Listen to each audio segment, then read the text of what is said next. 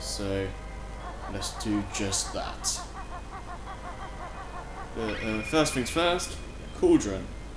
We don't really need it because we're never going to go back here, but yeah, it's there if you for some reason want to go back here. Well, there's nothing else you can do in the game after you defeat Grunty, so I don't know why you'd bother with that. But hey, it's there. And this is the room where Grunty was going to turn Tooty into an ugly, ugly thing. I don't even know, but yeah. Either it takes forever for that thing to work, or they just left it and just decided to just make the Grunty decided to just do Grunty's the furnace fun, the quiz mini game. Like at the last second, just like, oh, I better do this instead.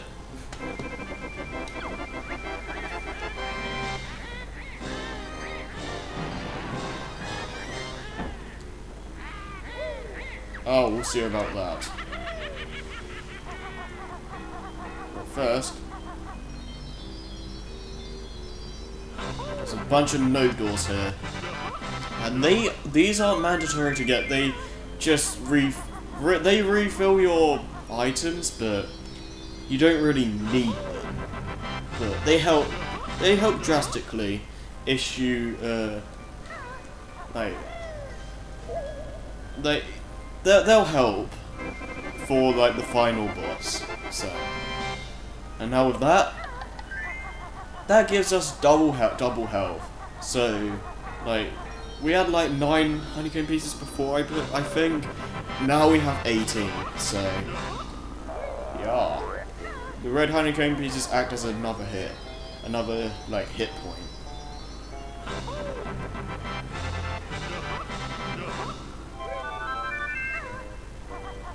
Now let's go.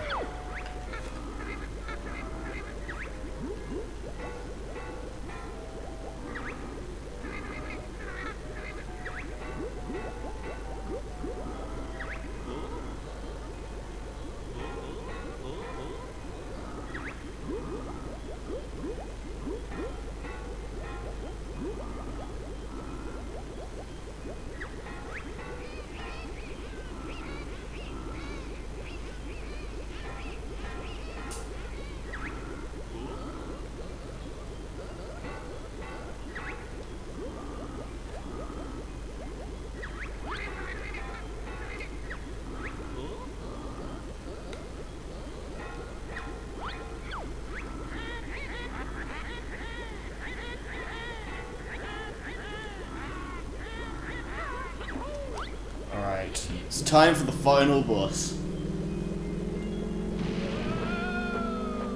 Somehow that happens. Don't know how that even works, but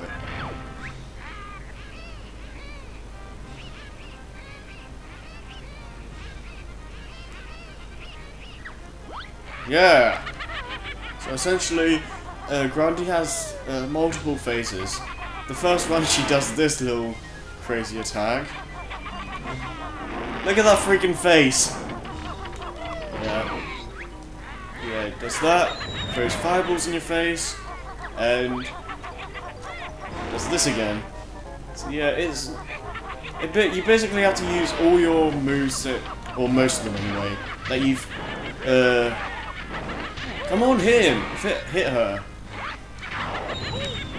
But yeah, you basically use most of the moves you've been learning throughout the game to get Grunty, essentially.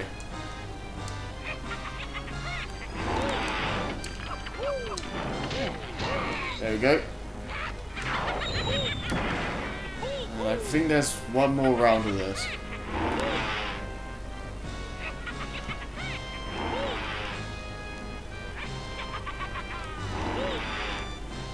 Okay.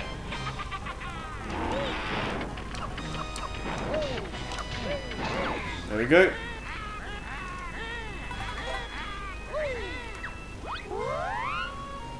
And here, she's golden feathers. Alright. So here, just gonna keep shooting out fireballs. And what we have to do is shoot eggs at her when she's vulnerable. There we go.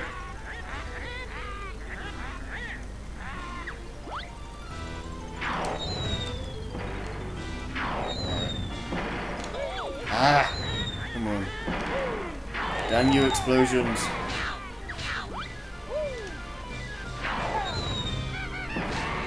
Yeah! Okay. Doing pretty good.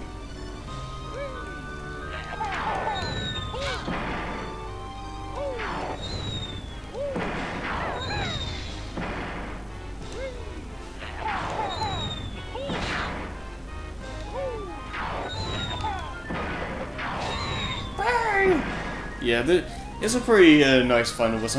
I know I'm not talking that much, I'm trying to concentrate here, but yeah, this final boss, it's a pretty nice way to end the game. It's not like the best final boss in the world, but you know, it's nice for what it is, and it gets the job done for a finale. So, you know.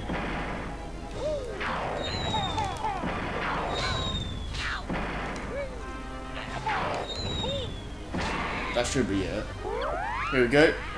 I'm gonna try something. Yeah! If you do that attack, you'll get invincibility frames, which makes it so you can't get hit from that thing. And now we have to attack in the sky, and this is pretty tricky. Basically, have to bump into her like that. But it's really, really risky. Or hard to aim, rather. Been doing it pretty fine so far, though.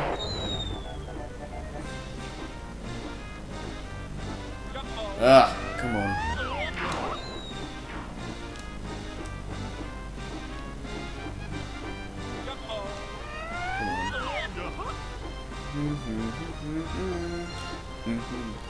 I also have to say, this music is awesome.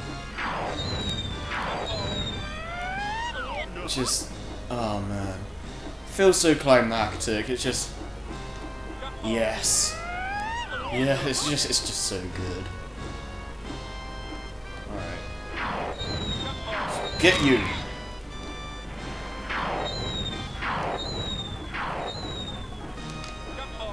Dang it! I'm gonna get you.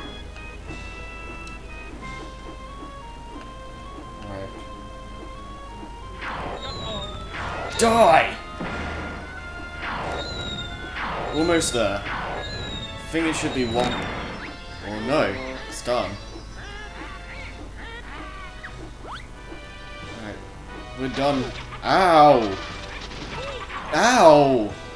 I didn't do it. I didn't know it did that much damage. Didn't even know it hurt you in the first place.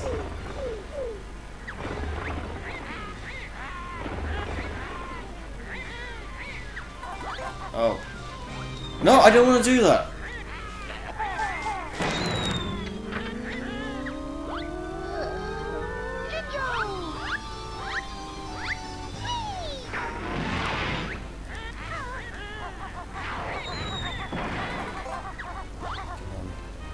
I didn't want to do that.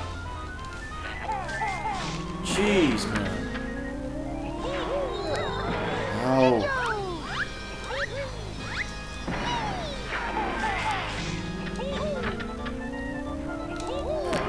Ow.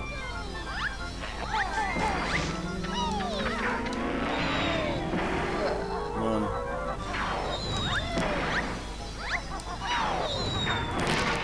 Yes.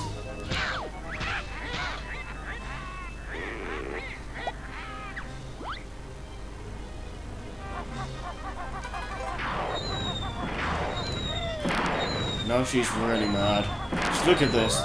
Fires relentlessly. Come on. Yeah, here we go.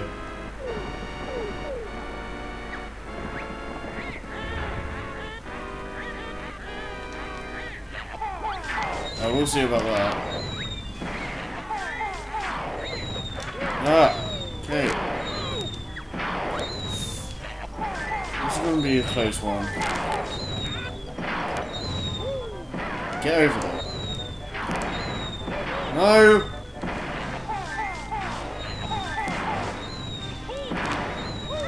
Right. Get this one.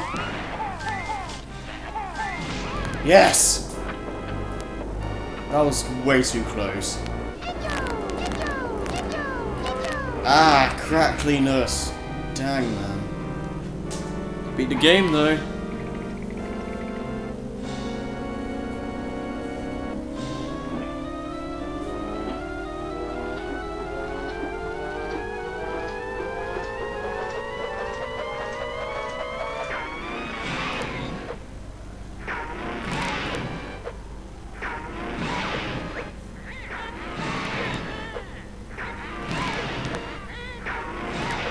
Why does it keep crackling? Seriously, I hate that.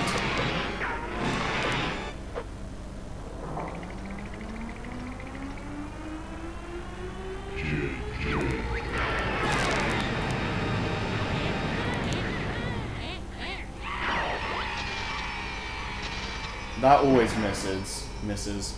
I believe it's supposed to turn you into a frog, so...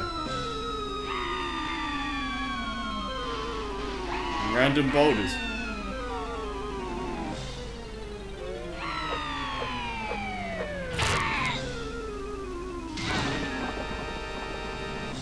I could do without the crackliness, thanks.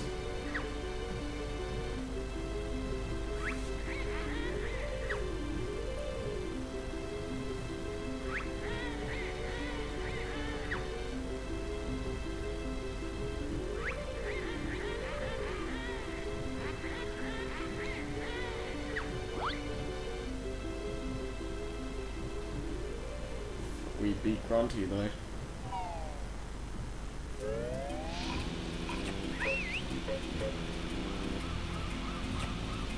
Hi, Yellow Ginger. Yeah, this cutscene only plays if you get 100. If you get all 100 jiggies. So.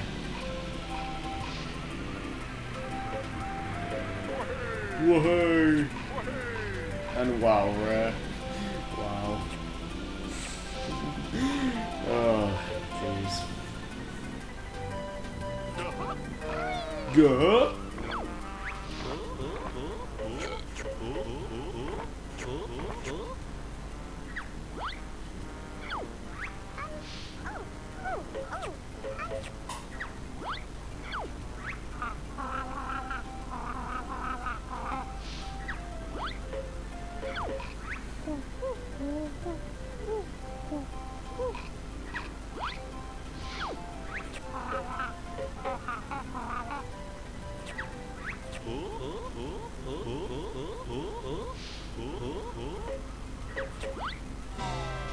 Oh, okay, so it's the cutscene after this, but yeah. Final thoughts? This is a fantastic game. Like, Mario 64 started the trend for 3D platformers to, like, all 3D games to follow it. Like, it started the basics of everything. This game pretty much expanded upon everything that Mario 64 started with, and just pretty much blew Mario 64 out of the water in terms of like structure, characters, level design, and in general. It's such a huge like step up from Mario 64, and it just goes to show like 64 was a starting point, and for like games to follow it, you know. And this is a prime example of how to make a 3D platformer work, and just so much character. Like, there's so much personality in the characters, like with Kazooie and all that, and Gruntilda, like rhyming throughout the game, and just this game is filled to the brim with character,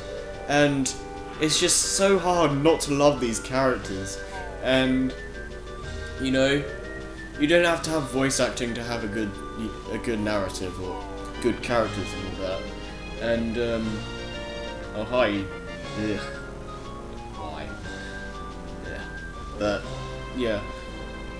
Levels, they for the most part are really well constructed. The game is designed around collectibles, and it's a collectathon, so that's a good thing.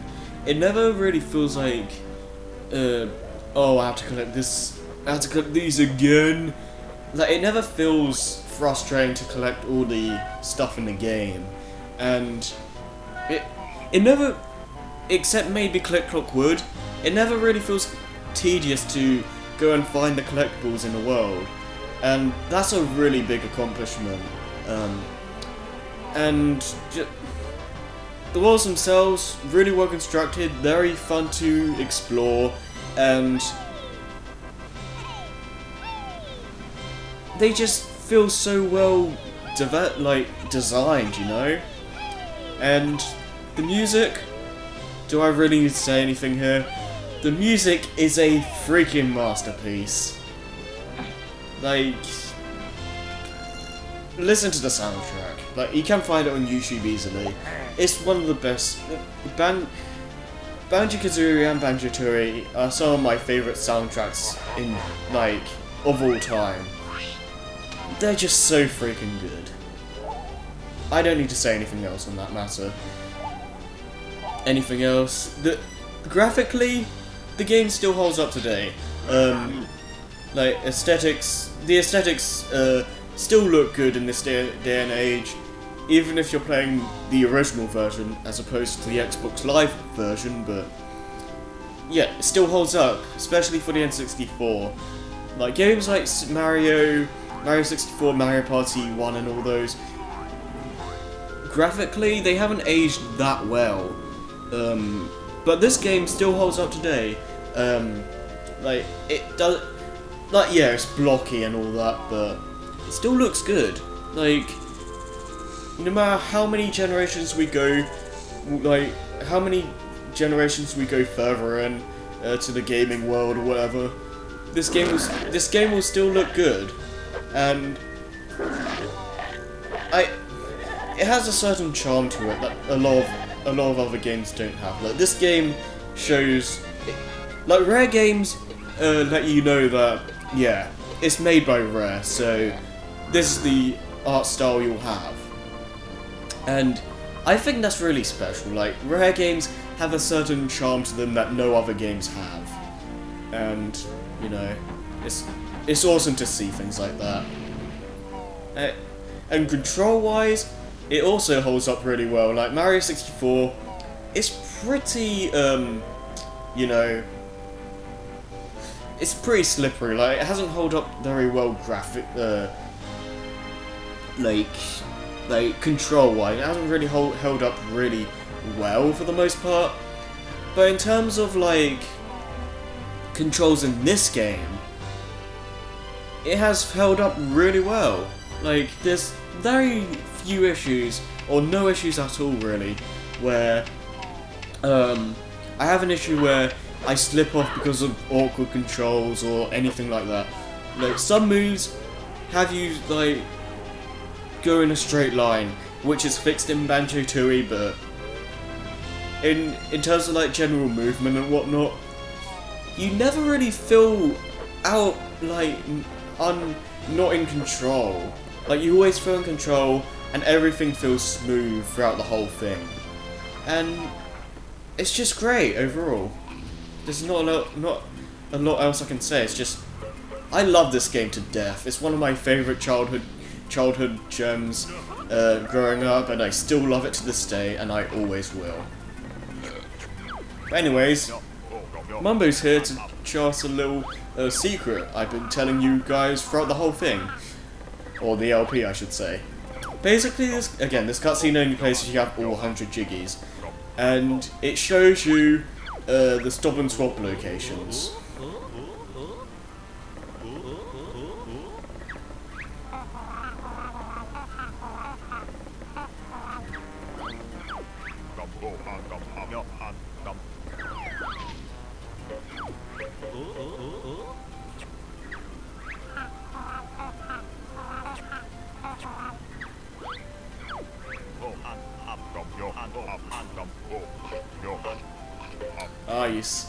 You say we missed, but I've already got them. It would be funny if Banjo was like, oh, those eggs? We've already got them.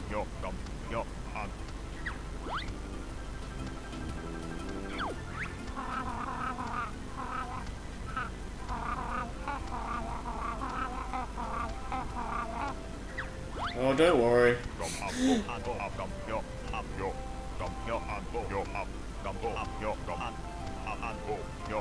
I agree with that, actually. I feel Banjo Kazooie does make Kazooie look like a joke.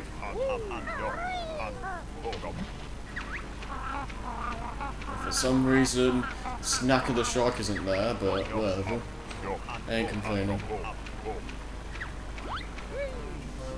Well, to open these, you have to put in specific codes. I might put them in the description, but yeah, they don't do a dang thing, so it doesn't really matter. And even I might as well just post a link to the codes. I don't feel like putting all the codes into the description, so I'll just do that. But yeah, this is the one section I didn't go to, but hey, because it shows it off here, I didn't really think I needed to bother, so... Anyways, you see an egg. It basically just does a little animation with the, like, it just turns into a bunch of blue sparkle thingies and says, oh, you got an egg, or whatever. Nothing really too fascinating, but yeah. Like, it's nice to have them, but they don't do anything, so... It would have been interesting to see what they would have done if they could have gone through with the stop and swap idea, because it seems like a cool concept, but because Nintendo thought switching out game cartridges while still having the N64 on was too dangerous. So yeah, it never came to be. I think they do it they have it in the Xbox Live version. And they give you stuff like Banjo Kazooie and like secret crates in nuts and bolts. But yeah. Also, I just want to say I don't hate nuts and bolts. I just think it's a bad Banjo Kazooie game. Like it shouldn't be a Banjo game, but as a game itself, it's really not that bad. It's just not a Banjo game.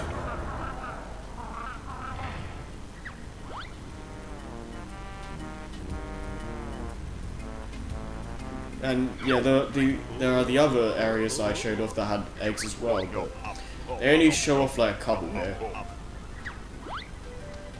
But yeah, that's the end of the game, folks.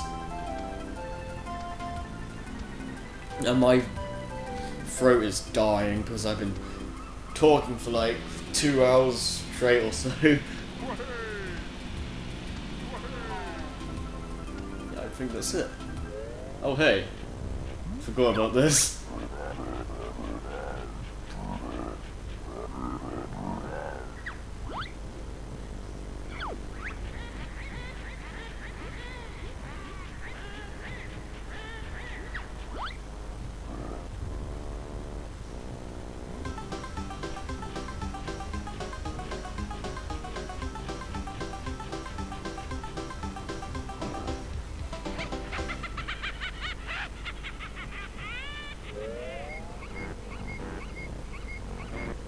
Oh yeah, there's one last thing I would like to show off. I'm only going to show off one of these because I don't think I need to show off all of them, but you can go back and go to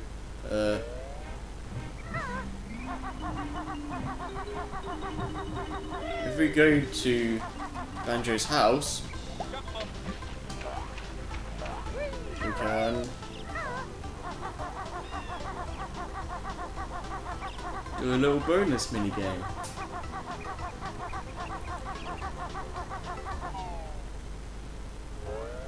Here we go. Just go here. Look at the bottles painting.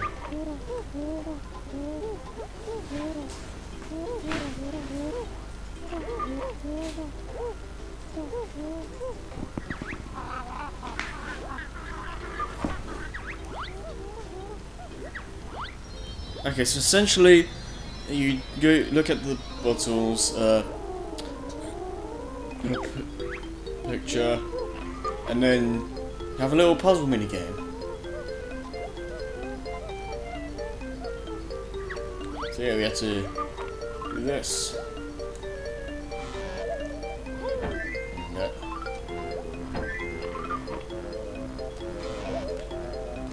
Right. Ah, no. This becomes a thing you do as you go through the game in theory, but here's just a bonus thing, but still pretty cool to have.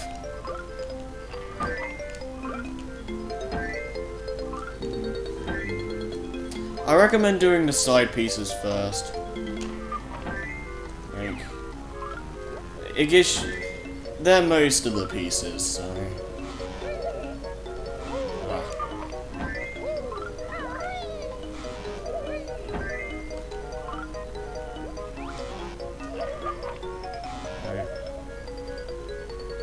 No.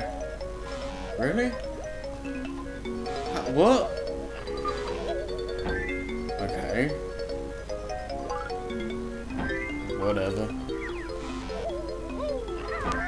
Right.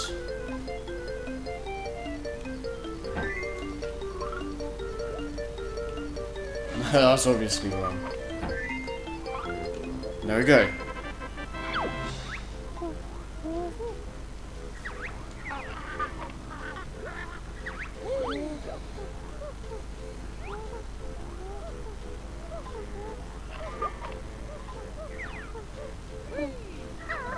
Yeah, well, there we go.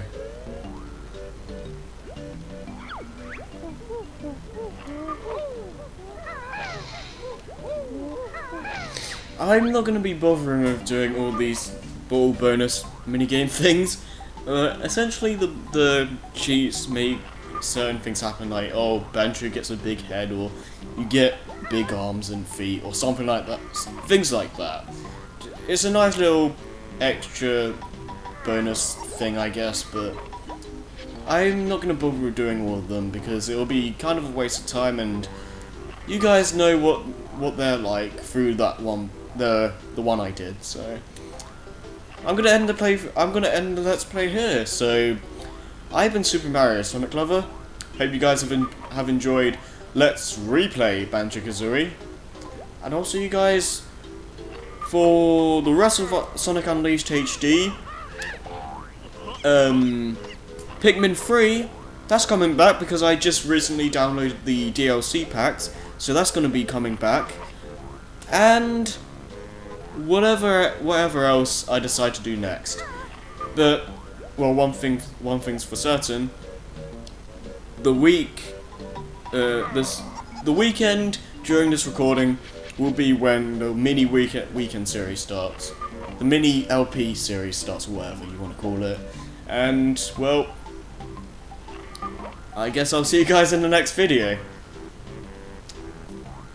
Again, hope you guys enjoyed, and I'll catch you all later. Peace out!